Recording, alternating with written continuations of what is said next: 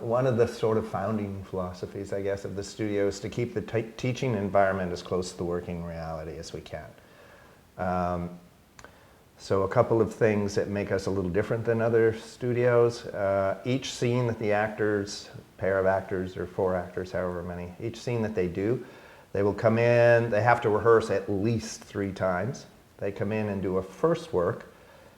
First work, they get to go all the way through the scene, and they get some notes from the coach afterwards. Then they go and rehearse that for another week. They come back and do a second work. Second works, depending on the coach, but basically if we're coaching, are pretty much stop and go, sort of as if we're filming. So they get used to kind of the feel of how that's going to work on a set. And quite often we will move around a lot on that set with them, so that they get used to the idea that that the camera is an energy.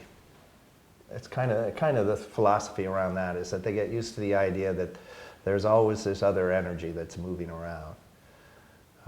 We're usually in a spot where the camera could or should be. The other thing we don't do, we've never had a beginner, intermediate, expert class, because that's not the reality of a working set. You have to be able to make this work with everybody. So I think, and our monitors, every class has a monitor. Our monitor is responsible for making sure that we have a good balance in each class. So we don't want too many new people. We don't want too many working professionals. We want a good balance. Something that they would find on a set.